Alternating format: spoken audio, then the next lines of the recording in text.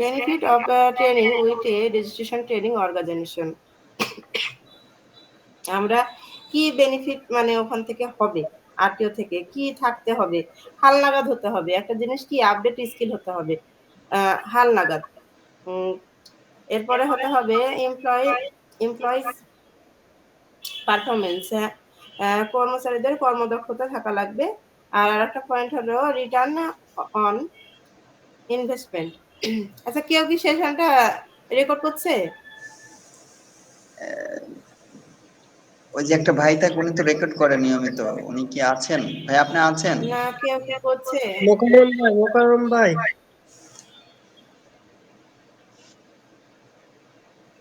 না, করলে আপনারা কেউ একজন করবেন, মানে আমি করি না তো। ম্যাডাম, ল্যাপটপ ছাড়া আসলে রেকর্ডটা হয় না, তো এই মোবাইল দিয়ে করা যায় না আর কি। আচ্ছা, না করে একজন, তো মোটে বলছিলাম যে করছে কিনা। শামীম স্যার, আপনি যদি একটু রেকর্ডিং এর ব্যবস্থাটা করতেন তাহলে খুবই ভালো হতো। হ্যাঁ, মোকাররম স্যার আছেন আপনি? উনি বোধহয় ওই। আচ্ছা আচ্ছা, এমডি মোকাররম স্যার। আচ্ছা, সমস্যা নেই, উনি রেকর্ড করতেছে। আচ্ছা ঠিক আছে আছে, উনি। হ্যাঁ ঠিক আছে। আচ্ছা,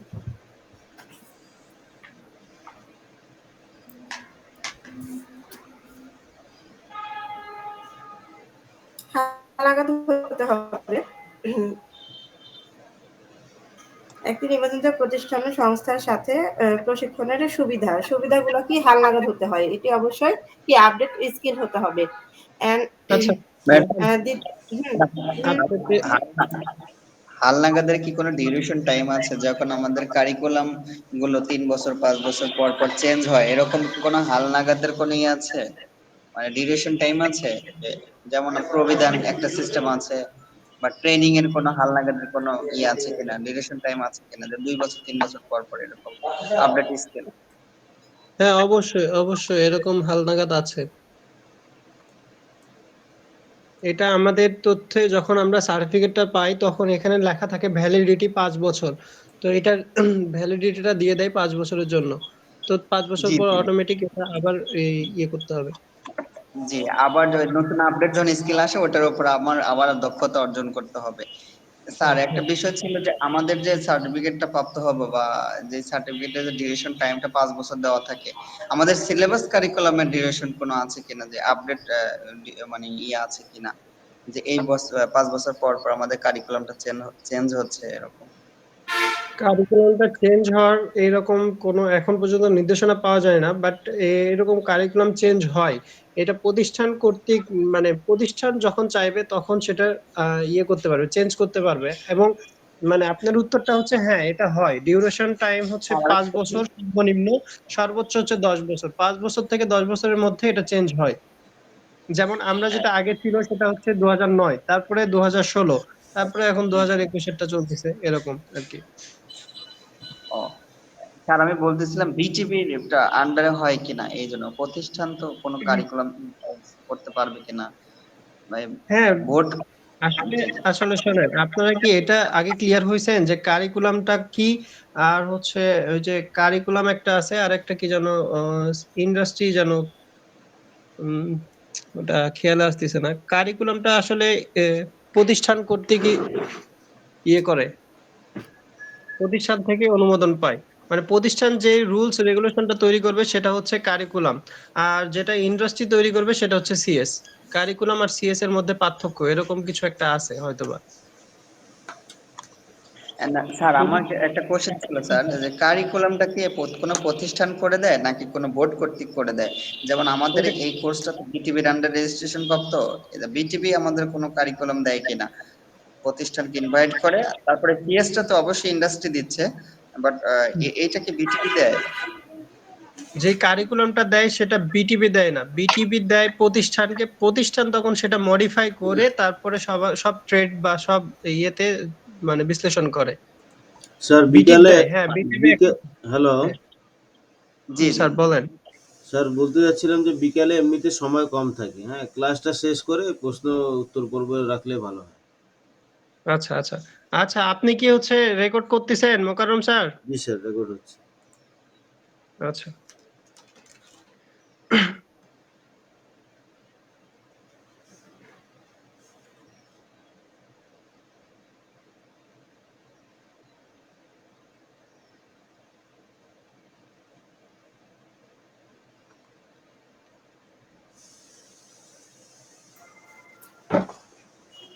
শামীম স্যার একবার অ্যাটেন্ডেন্সটা দেখেন আপনি এখন পর্যন্ত।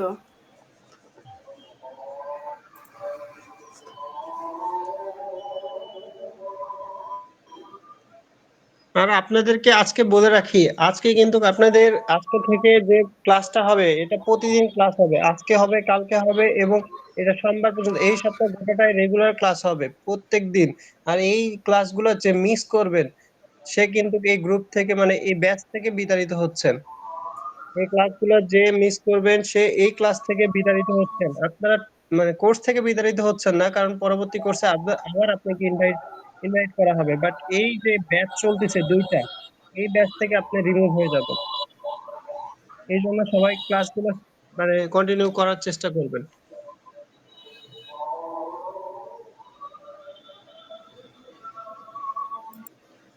আচ্ছা, আমি একটু বলে রাখি যে আরটিও সম্পর্কে কি আপনার ধারণা ক্লিয়ার হয়েছে?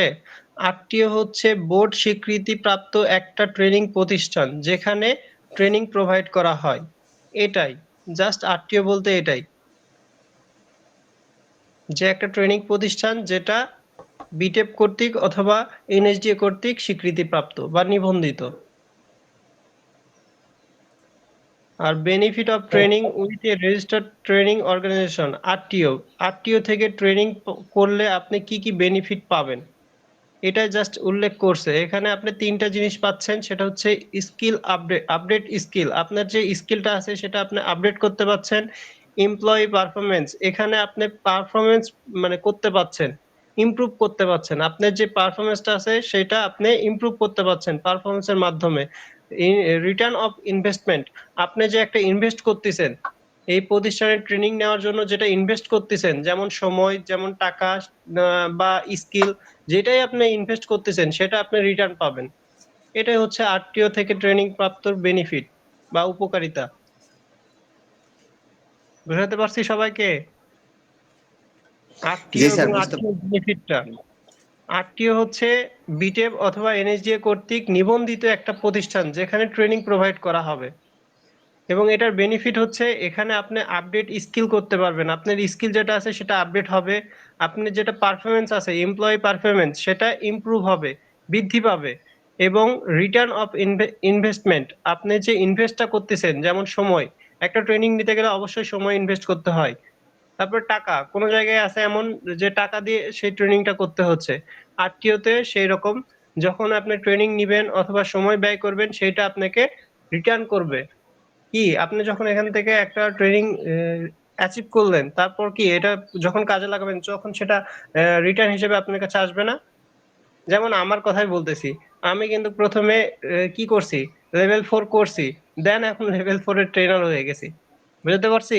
এটাই হচ্ছে রিটার্ন অফ ইনভেস্টমেন্ট। আমি যদি তখন ইনভেস্টটা না করতাম, সময়টা যদি না খরচ করতাম, তাহলে কিন্তু আজকে আপনাদের সামনে আসতাম না।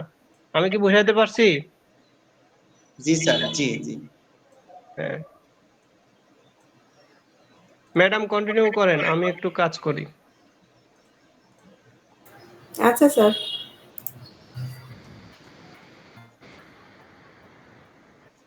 এরপরে অ্যাপ্রেন্টিসশিপ, যেটা আমরা শিক্ষানিবেশ কাল বলে থাকি। একজন যখন লার্নার সে সার্টিফিকেটটা হয়ে যায় এবং সে এক জায়গায় জবে যায়, সে কি একদম জবে ঢুকে যেতে পারে, নাকি তার শিক্ষানবিশ কাল থাকে একটা? অবশ্যই একটা শিক্ষানবিশ কাল থাকে।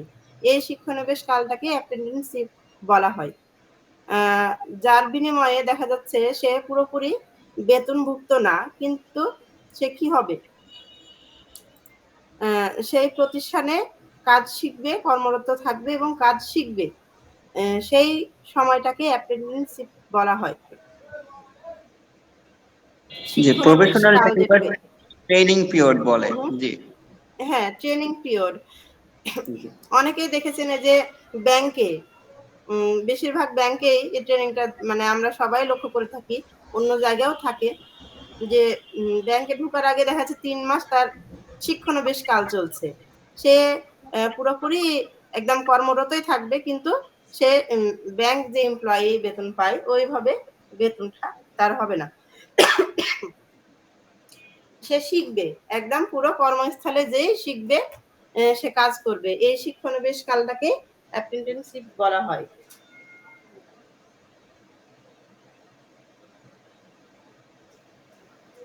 আমাদের এখানে দেওয়া আছে, আপনারা স্ক্রিনটা দেখতে পাচ্ছেন না? জি ম্যাম, দেখতে পাচ্ছি। হ্যাঁ, এখানে 8টা ধাপে আমাদের বলেছে যে অ্যাপ্রেন্টিসশিপ কালে কি 8টা ধাপে ভাগ করা হয়েছে। সে স্ট্রাকচার ট্রেনিং কি, সেই ট্রেনিংটার অবশ্যই কাঠামোগত হবে। একটা ট্রেনিং, যে ট্রেনিংটা অবশ্যই কি হবে, কাঠামো থাকবে। সে ট্রেনিংটা আগে থেকেই পরিকল্পিত কাঠামো দ্বারা তৈরি।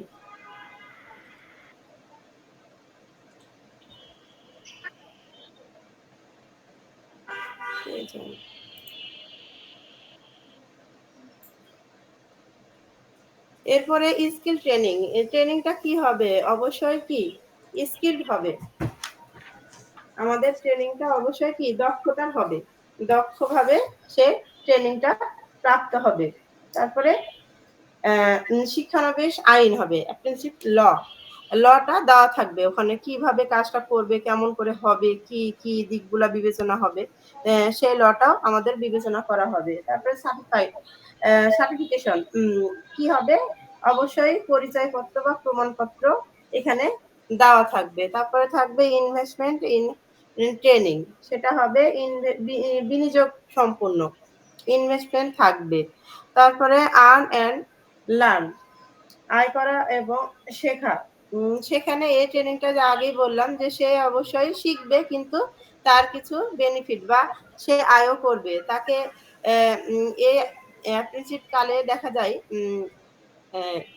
যে অ্যাপ্রেন্টিসশিপ হয় তাকে দেখা যাচ্ছে যে সেই বেতনটা দিল না, কিন্তু তার থাকা খাওয়া যাতায়াত ভাড়া এরকম একটা তাকে অ্যাচিভমেন্ট দেওয়া হয় বা তাকে পারিশ্রমিক দেওয়া হয়। সেটা একদম বেতন না, কিন্তু তার থাকা খাওয়া বা যাতায়াত ভাড়া মতন। তাই এখানে বলা হয়েছে যে আর্ন অ্যান্ড লার্ন, সে আয়ও করবে এবং শিখবে। এরপরে আছে সুপারভাইজ ট্রেনিং। তার অবশ্যই একজন সুপারভাইজার থাকবে যার আন্ডারে সে কাজটা শিখবে। সে যে কিন্তু একা একাই শিখবে না কাজটা, সে একজন সুপারভাইজার আন্ডারে তাকে নিয়োগ দেওয়া হবে, যার মাধ্যমে সে কাজগুলা শিখে থাকবে। তারপরে 8 নাম্বারটা হলো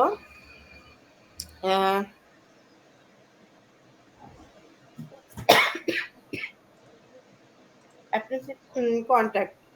তার অবশ্যই একটা কন্ট্রাক্ট চুক্তিনামা থাকবে, সে কতদিন এভাবে কাজ করবে বা শিখবে, এটার একটা চুক্তিনামা থাকবে। তো শিক্ষানবিশ কালে শেখার সময় আমাদের একজন অ্যাপ্রেন্টিসশিপের এই 8টি ধাপে বিবেচনা করা হয়ে থাকে। এই শিক্ষানবিশ কালে তারা এই 8টি ধাপের মাধ্যমে তারা কাজগুলা শিখে থাকে।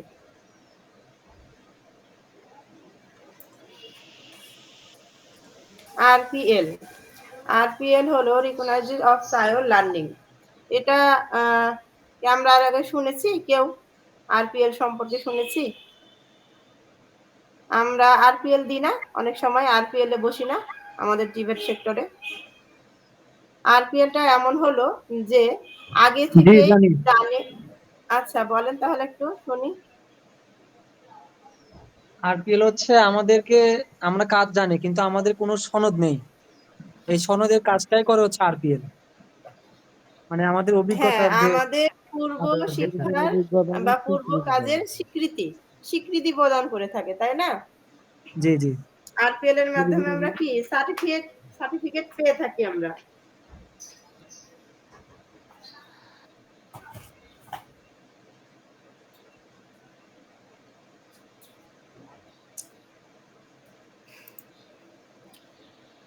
রিকগনাইজ অফ প্রায়র লার্নিং, এটাকে আমরা আরপিএল বলছি। যে যা আগের পূর্বের একজন দক্ষ কি আছে, একজন দেখা যাচ্ছে যে অনেক দিন যাবত, অনেক বছর যাবত কাজটা করে বা শিখেছে, কিন্তু তার কোনো সার্টিফিকেট নাই।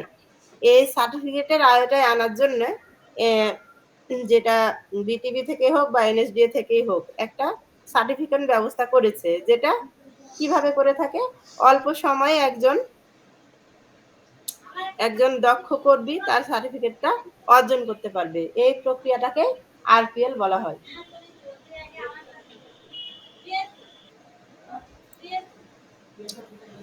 এখন বেনিফিট অফ আরপিএল, এই যে এখানে আরপিএল এর কিছু বেনিফিট গুলা দেওয়া আছে। কেন একজন ব্যক্তি আরপিএল এ বসবে, কেন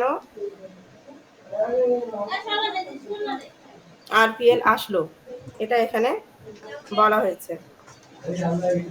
student can finish their course earlier, একজন স্টুডেন্ট কি তার কোর্সটা খুব তাড়াতাড়ি শেষ করতে পারবে, কারণ এখানে বলা হয়েছে আগে থেকে সে জানে কাজটা, সে আগে থেকে জানে, আগে থেকে দক্ষ।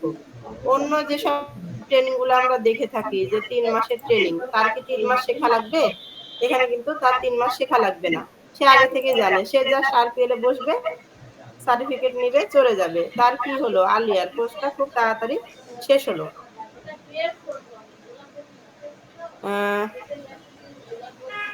Study loads and cost are reduced, কারণ সে যখন এতদিন শিখবে না, 3 মাস করবে না কাজটা, তখন সে খুব তাড়াতাড়ি কাজটা শেষ হবে এবং তার কি হবে, কষ্টটা বেঁচে যাবে, টাকাটা বেঁচে যাবে। কেউ কি কিছু বলছেন?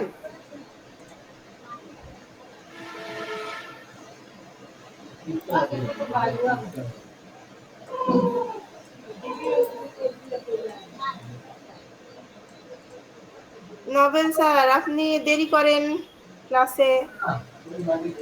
Novel sir. হ্যাঁ ম্যাম, আসসালামু আলাইকুম। হ্যাঁ, ওয়ালাইকুম এই তো সালাম। স্যার আপনি এই যে অফিস থেকে আসলাম, তো ও নামাজ পড়লাম, আচ্ছা নামাজ আচ্ছা, পড়ে না ঢুকলাম। আচ্ছা আচ্ছা, ঠিক আছে, কিন্তু একটু তাড়াতাড়ি মানে জয়েন করবেন। আর আজকে থেকে কিন্তু সবারই জয়েনিংটা দেখা হচ্ছে, মানে জি আগেও দেখা ম্যাম। হচ্ছিল, কিন্তু আজকে দেখার উপরে ভিত্তি করে সামনের দিনে গ্রুপে রাখা হবে, না হলে পরবর্তী ব্যাচে তারাকে ট্রান্সফার করে দেওয়া হবে। ওই জন্য ক্লাসের উপস্থিতি অবশ্যই মানে বিবেচনা করে করতে হবে, অবশ্যই জি টাইমটা ম্যাম। মেনটেন করতে হবে। জি মানে ম্যাম। আপনি না হলে গ্রুপে একটু করে দিবেন দেরি হলে, না হলে ওই যে গ্রুপে শামীম স্যার কিন্তু লক্ষ্য করছে যারা ক্লাসে অ্যাটেন্ডেন্ট হবে না তারাকে আবার পরের মানে এই গ্রুপ থেকে করবে, কিন্তু থাকবে তারা ব্যাচে, পরের ব্যাচে করে দিবে, এরকম সিদ্ধান্ত নেবে। ও আচ্ছা ম্যাডাম, ওই যে যে ক্লাসটা হচ্ছে ওইটা আসলে রেকর্ডটা দিয়ে দিলে আমাদের সুবিধা হয়। আসলে কোন সময় অফিসের কাজে একটু লেটও রেকর্ড ঢুকতে করছে হয়। আমাদের এখানে, বোধহয় কোন স্যার একজন রেকর্ড করছে, উনি দিয়ে দিবে, জি জি, দিয়ে দিবে। ধন্যবাদ। জি ম্যাডাম, ধন্যবাদ। আচ্ছা ঠিক আছে স্যার।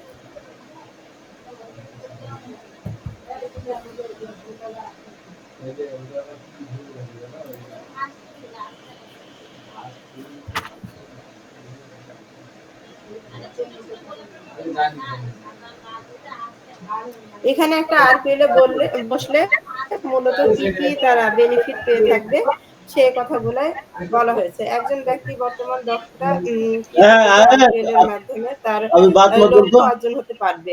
এখন একজন ব্যক্তি আছে যার সার্টিফিকেট না থাকার কারণে সে দেখা যাচ্ছে একটা জায়গায় কর্মরত হতে পারছে না, সে স্কিল পারসন, কিন্তু তার সার্টিফিকেট নাই, সেই কারণে बाजार সে बन সেই गया জায়গায় কর্মরত হতে পারছে না। এজন্য সে আরপিএল এ বসার মাধ্যমে তার সার্টিফিকেটটা নিয়ে সে সেই জায়গায় কর্মরত হতে পারে।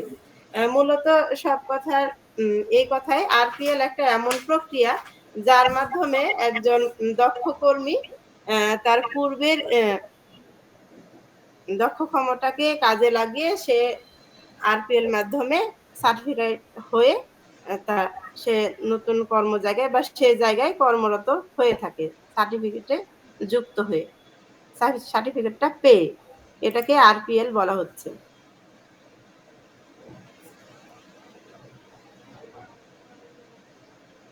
আরপিএলটা কি বুঝলেন আপনারা? জি বুঝতে পারছি। জি ম্যাম, বুঝতে পারছি। পরেরটা যান।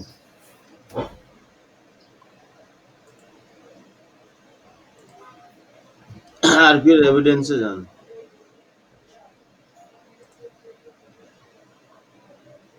ইন্টারভিউ পেশাদার পর্যবেক্ষণ, observation, question work visit, interview question. RPL এর প্রমাণপত্র। একটা আরপিএল এ বসতে হলে কি প্রমাণপত্র আমাদের থাকা লাগবে, সেই প্রমাণপত্রের টপিকসগুলো এখানে দেওয়া আছে। ইন্টারভিউ পোর্টফোলিও, পোর্টফোলিও যেটা হলো তার আগের কাজে সে করেছে, কর্মরত আছে, সেটা বা ইন্টারভিউ দিতে হতে পারে আরপিএল এ বসতে হলে। তারপরে আছে কর্মস্থলের পরিষদের পর্যবেক্ষণ, বা সে যে জায়গায় কর্মরত সে জায়গাটা হয়তো বা পরিদর্শন করতে হতে পারে। পোর্টফোলিও অফ অর্থ which may include competent assessment items for কাজের পোর্টফোলিও যাতে পূর্ববর্তী অধ্যয়নের সম্পূর্ণ মূল্যায়ন আইটেম অন্তর্ভুক্ত থাকে, এগুলা তার দেখাতে হবে। বাণিজ্য পরীক্ষা,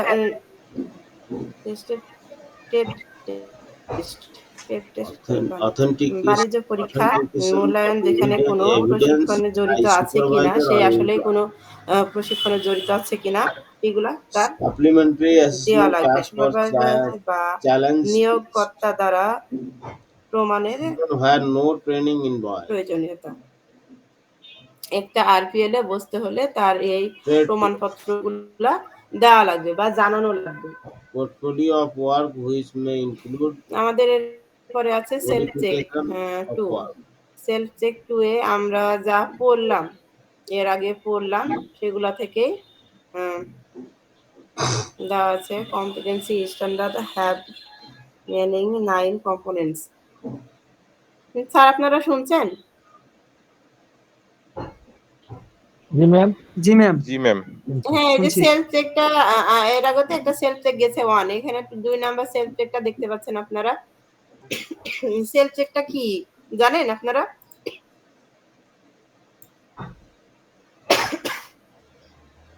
সেলফ চেকটা আসলে কি? নিজেকে যাচাই করা। হ্যাঁ, নিজেকে যাচাই করা। আমরা যে পড়লাম, এখানে কিছু প্রশ্ন দেওয়া আছে, সেটা আমরা যখন পড়বো বা নিজে দেখবো যে আমরা পারছি কিনা, এটা নিজেকে যাচাই করা। সেলফ চেকটা এজন্যই দেওয়া আছে।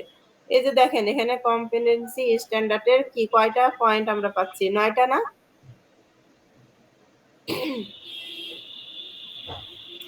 আপনারা দেখতে পাচ্ছেন স্ক্রিনটা? জি ম্যাম।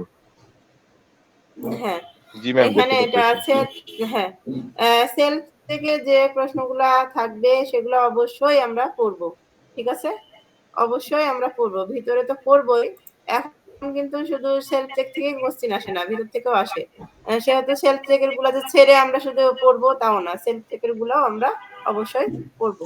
Comprehension have mainly 9 আমরা ম্যাম এই যে আরপিএল এর এভিডেন্স গুলো আর একটু ভালো মতো বুঝাই দিলে ভালো হতো, আমি বুঝতে পারি নাই। ও আচ্ছা, বলছি।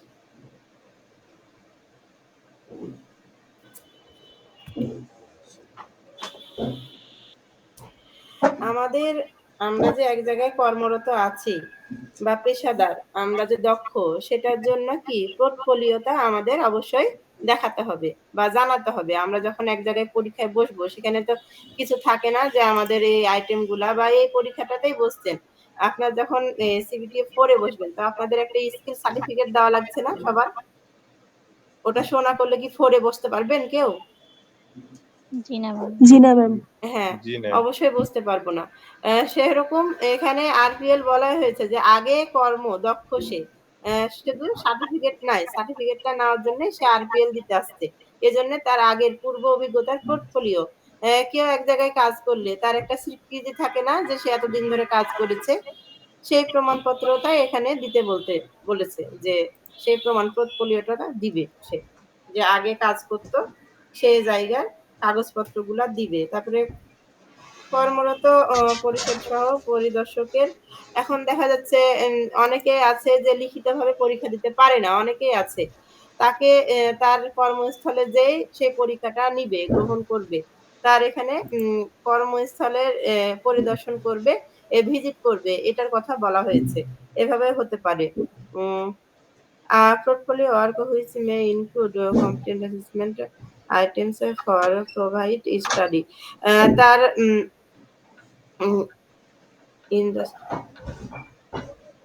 সেই আবারও পোর্টফোলিওর কথা বলা হয়েছে। পূর্ব কাজের অভিজ্ঞতা পরবর্তী অধ্যয়নের সম্পূর্ণ মূল্যায়ন আইটেমের অন্তর্ভুক্ত থাকতে পারে, সেই পোর্টফোলিওটা সংযুক্ত করতে পারবে।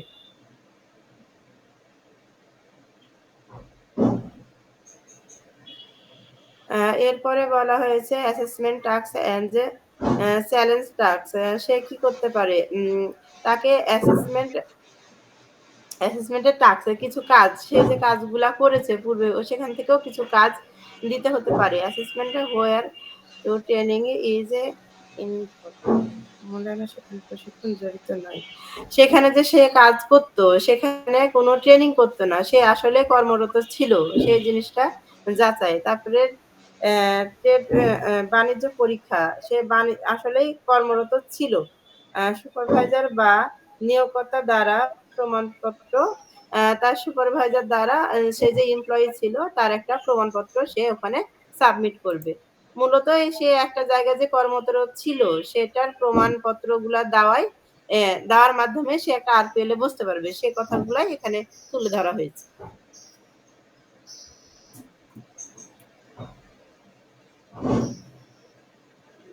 শিরিন আক্তার, আপনি বোধহয় বললেন, তাই না? জি ম্যাম। হ্যাঁ, আপনি কি এবার বুঝতে পারলেন একটু? বুঝতে পারছি ম্যাম, হালকা। আগে দেখে মানে রিডিং করার হালকা পর। বলতে এটা একটা যখন আমরা পরীক্ষায় বসবো সেখানকার কিছু রিকোয়ারমেন্ট থাকে না আমাদের, যেগুলো আমাকে দিতে হবে, সেই জিনিসগুলাই বলা হয়েছে। আর সেটা সে একটা ইন্ডাস্ট্রিতে কাজ করতো বা সে একটা দোকানে কাজ করতো, সেইখানকার প্রমাণপত্র জমা দেওয়ার কথাগুলো এখানে বলা হয়েছে, এটাই।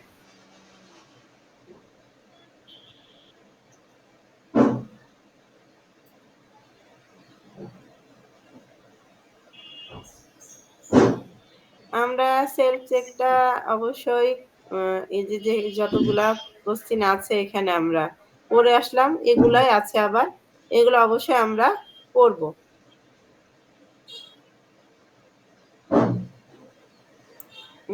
কারো কি মনে আছে আমাদের 9টা আইটেমের কথা মনে আছে কম্পিটেন্সি স্ট্যান্ডার্ডের?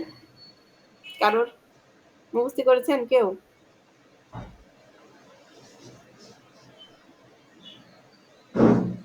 স্যার আপনারা শুনছেন?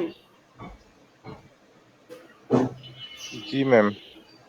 হ্যাঁ, আমরা যে 9টা জি ম্যাম, কম্পিটেন্সি শুনছি। স্ট্যান্ডার্ডের ছিল, আমরা কি পড়েছি এটা? আমরা কিন্তু পড়া কিন্তু আগেই যাচ্ছে, আগের পড়াগুলা জমিয়ে রাখেন না, নাহলে কিন্তু এক জায়গায় এক সময় যে হ্যাজার্ড হয়ে যাবে। জি ম্যাম, পড়তেছি।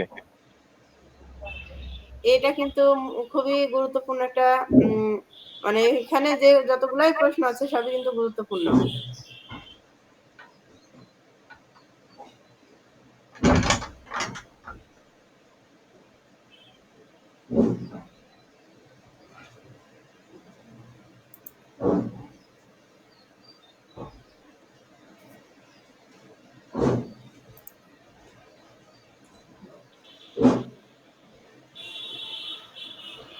যে অ্যাটেন্ডেন্সশিপের এই যে 8টি পয়েন্ট, এটা আপনারা পড়ে রাখবেন, এগুলো আপনারা পড়বেন, অবশ্যই পড়বেন।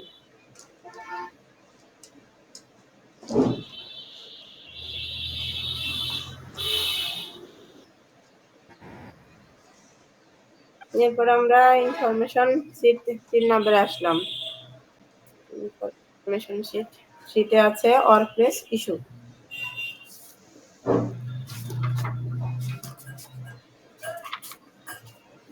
ওয়ার্কপ্লেস ইস্যু এটা হচ্ছে আমাদের কর্মস্থলের সমস্যা, ঠিক আছে?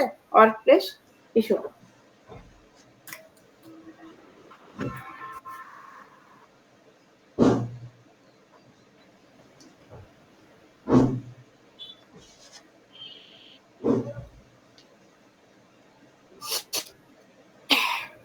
Workplace issue such as planning and result the works organization guidelines on workplace maintains relevant technical technologies skills employees relations relationships meaning work and processing relationships are just a few of those. এখানে কাজের চাপের উপর সংগঠিত নির্দেশিকা প্রাসঙ্গিক প্রযুক্তিগত দক্ষতা বজায় রাখা কর্মীদের সম্পর্ক কাজ পরিচালনা ও পেশাদার সম্পর্ক এর মধ্যে কয়েকটি এই বিভাগে আমরা কাজ এবং কাজের সম্পর্ক ব্যবস্থাপনা সংক্রান্ত কিছু গুরুত্বপূর্ণ কর্মক্ষেত্রের সমস্যা নিয়ে আলোচনা করব।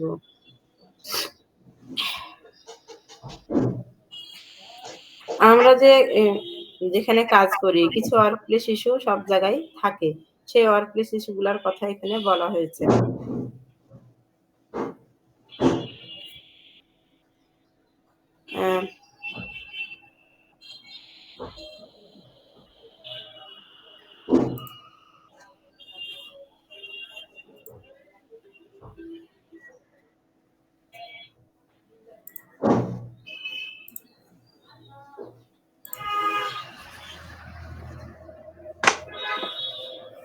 Such as planning, organizing, work, organizing guideline, the workload, projecting maintaining and organization your work আপনার কাজে পরিকল্পনা relationship অগ্রাধিকার managing এবং work and সংগঠিত professional করা relationships are just a few working of this. collaboration with colleagues সহকারীর সাথে সহযোগিতামূলকভাবে কাজ করা seeking feedback on your work management skill and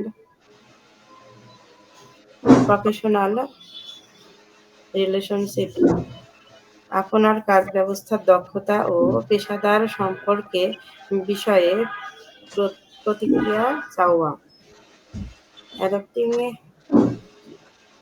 client course approach client focus পদ্ধতির গ্রহণ ক্লায়েন্ট ফোকাস পদ্ধতি গ্রহণ এখানে বলা হয়েছে আপনার কাজের পরিকল্পনা অগ্রাধিকার এবং সংগঠন করতে হবে সহকর্মীর সাথে সহযোগিতামূলক কাজের মনোভাব থাকা আপনার কাজ ব্যবস্থাপনা দক্ষতা এবং পেশাদার সম্পর্কের বিশেষ প্রক্রিয়া চালনা করা এবং ক্লায়েন্টের ফোকাস পদ্ধতির গ্রহণ করা প্ল্যানিং অ্যান্ড অর্গানাইজেশন স্কিল পরিকল্পনা ও সংগঠনের দক্ষতা পরিকল্পনা এবং সংগঠনের দক্ষতাকে 4টি ভাগে ভাগ করা হয়েছে সেটার প্রথমটি হলো টাইম ম্যানেজমেন্ট স্কিল সময় ভিত্তিক প্রয়োজনীয়তা তারপরেরটা হলো প্রজেক্ট ম্যানেজমেন্ট স্কিল প্রকল্প পরিচালনার দক্ষতা থাকা লাগবে তারপরে হচ্ছে রিসোর্স স্কিল সম্পদ বরাদ্দের দক্ষতা থাকবে আর একটা হলো রিসোর্স স্কিল যেটা হলো গবেষণার দক্ষতা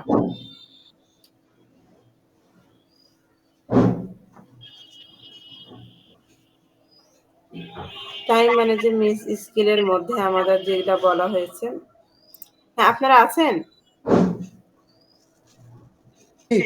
ম্যাডাম আছি আচ্ছা শুনছি আচ্ছা জি ম্যাম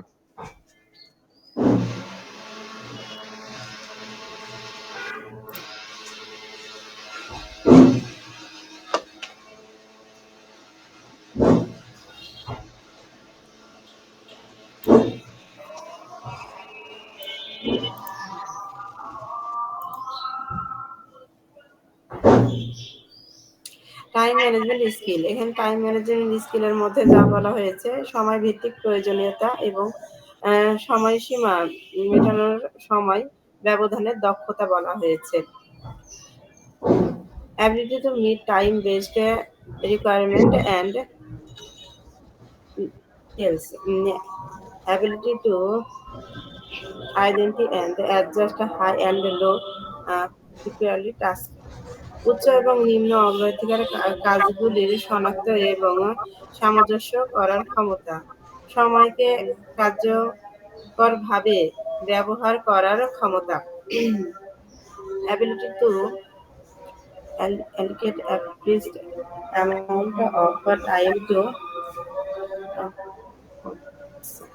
আপনার নিজের কাজ সম্পূর্ণ করার জন্য উপযুক্ত পরিমাণের সময় বরাদ্দ করার ক্ষমতা, ability to complete a task assigned to you against timeless, সমস্ত সময়সীমার মধ্যে আপনার বরাদ্দকৃত কাজগুলি সম্পূর্ণ করার ক্ষমতা। একটা টাইম ম্যানেজমেন্ট স্কিল থাকা মানে হলো আমি একটা কাজ করব সবকিছুর একটা টাইমের মধ্যে করার সম্পূর্ণ করার ক্ষমতাকে টাইম ম্যানেজমেন্ট স্কিল এখানে বলা হচ্ছে। একজনের টাইম ম্যানেজমেন্ট স্কিল থাকা লাগবে। এরপরে বলা হয়েছে project management skill. Project management স্কিলটা হলো প্রকল্প পরিচালনার দক্ষতা, ability to manage multiple tasks and resources, একজন একযোগে একাধিক কাজ এবং সংস্থান পরিচালনা করার দক্ষতা, একজনের মধ্যে একটি কাজ এবং একসাথে একাধিক কাজ করার পরিচালনা করার দক্ষতাকে এখানে বলা হচ্ছে প্রজেক্ট ম্যানেজমেন্ট স্কিল। তারপরে হলো রিসোর্স। Resource allegation skill. হ্যাঁ এটা হলো রিসার্চ। হ্যাঁ রিসার্চ। আর নিচেরটা হবে এটা রিসোর্সই হবে, নিচেরটা হবে রিসার্চ। রিসার্চ হচ্ছে সম্পদ আর রিসার্চ হলো গবেষণা। 4 নাম্বার রিসোর্স। রিসোর্স মানে আমরা সম্পদ বরাদ্দ করব, সম্পদ বা জিনিসপত্র এগুলা সম্পদ, এটাকে বলা হচ্ছে। ব্রেক করে প্রকল্পের প্রয়োজনীয় নির্ধারিত করার ক্ষমতা, তাদের কাজ এবং প্রয়োজনীয় সরঞ্জাম উপকরণ এবং লোকেদের চিহ্নিত করা। আর কাজের কাজগুলি দক্ষতার সাথে সম্পূর্ণ করার জন্য উপলব্ধ সরঞ্জামের সুবিধা নেওয়া, এটা হলো রিসোর্স, আমাদের সম্পদগুলো বরাদ্দ করব। আর রিসার্চ 4 নাম্বারটা হলো রিসার্চ স্কিল, গবেষণার দক্ষতা, সেটা হলো পরবর্তী কাজের অনুশীলন এবং প্রক্রিয়াগুলি জানতে তথ্য সংগ্রহ, বিশ্লেষণ এবং সংগঠিত করার ক্ষমতা, এটা হলো রিসার্চ। এই 4টা ভাবে আমরা আমাদের কাজ করার অ্যাবিলিটি বাড়িয়ে থাকবো।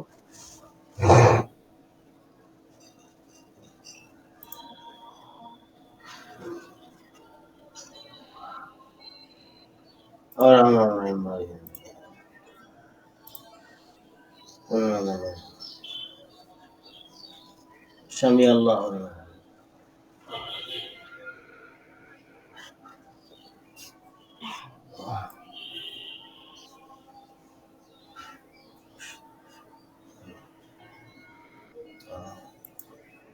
আপনারা একটু এই যে এটা পড়বেন, আমি যেটুকু পড়লাম এই টপিক গুলো এই যে 4টা পয়েন্টটা অবশ্যই পড়ে রাখবেন। আর এখানে যে time management skill, project management skill, research and research, এই কয়টা পড়বেন।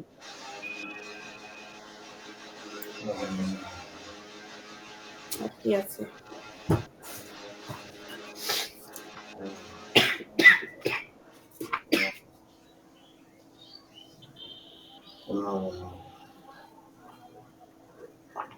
স্বামী আল্লাহ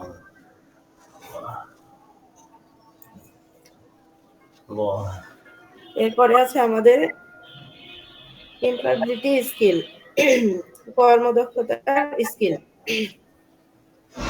এখানে একটা ভাগে একজনের কর্মদক্ষতার স্কিল সম্পর্কে এখানে বলা হয়েছে। Employability skill are the skill required not only the gain employment but also to progress with and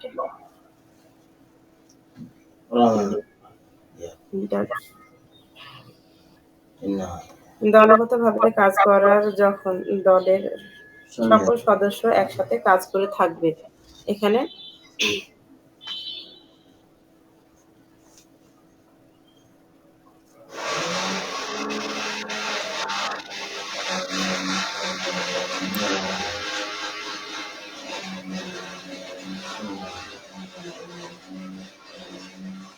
Samim sir আছেন?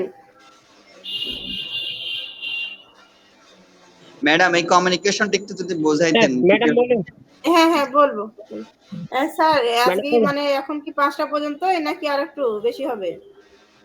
না, আজকে আপনি 5টা পর্যন্ত রাখেন এবং কন্টিনিউয়াস এই ক্লাসটা প্রতিদিন চলবে। এই সপ্তাহ গোটাটায় কোনো ব্রেক নাই, প্রতিদিন ক্লাস হবে। ব্রেক নাই বলতে আমি বলছি স্যার টাইমে হচ্ছে না কোন টাইমে? হ্যাঁ, 4টা থেকে 5টা আর 10টা থেকে 12টা পর্যন্ত।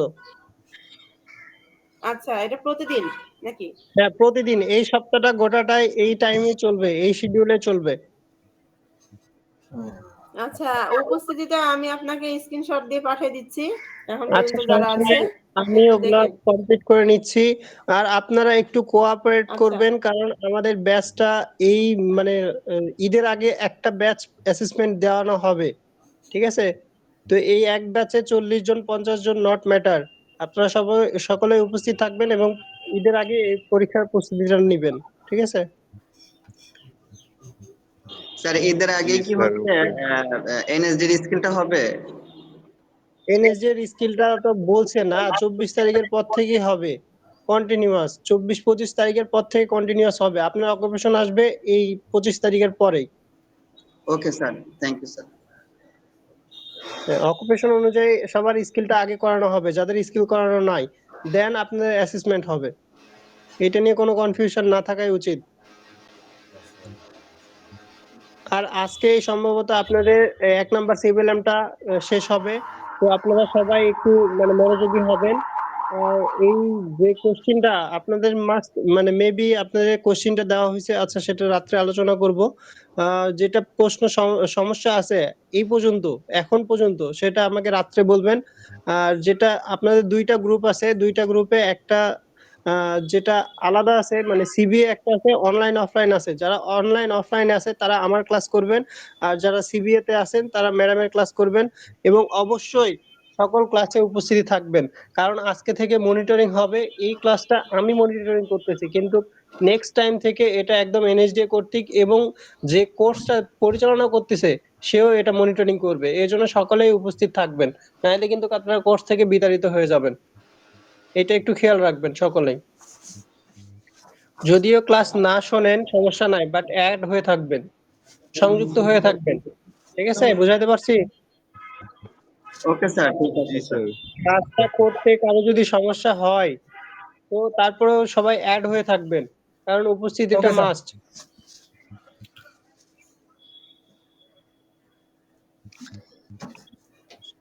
আসসালামু আলাইকুম স্যার, আমার একটা কোশ্চেন ছিল। হ্যাঁ, ওয়ালাইকুম আসসালাম, বলেন, কোশ্চেন বলেন। স্যার এর আগেও আপনি বলছিলেন যে এটার নাকি একটা হচ্ছে আমাদের মানে হাতে একটা শীট দিবেন, এটা তো এক্সামের আগে দিবেন তো, তাই না? মানে যেগুলোর শীট ক্লাস বলতে হচ্ছে আমি একটু সেগুলো। বলি। শীট বলতে আপনারা যে সিবিএলএম 5টা আপনাদের সিবিএলএম এটা তো জানেন নাকি? 5টা unit G of sir. Competency, 5টা সিবিএলএম, 5টা হচ্ছে কম্পিটেন্সি। 5টা ইউনিট অফ কম্পিটেন্সি, 5টা সিবিএলএম আর 5টা মডিউল, 3টা একই কথা। এই 5টা আপনাকে প্রোভাইড করা হবে সঙ্গে সিএস সহ। যেটা আপনারা এখন দেখতেছেন সফট কপি, সেটা আপনাদের হার্ড কপি দেওয়া হবে ট্রেনিং পিরিয়ডে এসে। এটা নিয়ে কোনো দ্বিধাদ্বন্দ্ব না থাকাই ভালো। না স্যার, ওকে, থ্যাংক তাহলে ইউ। ভালোই হয়, কারণ যখন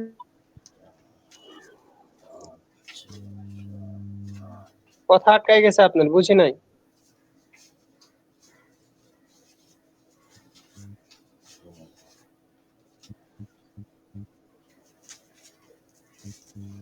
আচ্ছা ম্যাডাম, ক্লাসটা শেষ করেন। আর সন্ধ্যা সকলেই 10টার পরে, 10টা জাস্ট 10টা 5-এ সবাই উপস্থিত থাকবেন, ঠিক আছে?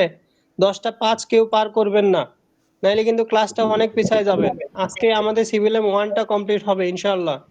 আপনারা যদি ওকে সাপোর্ট স্যার। করেন। স্যার আপনি রাতে থাকবেন স্যার?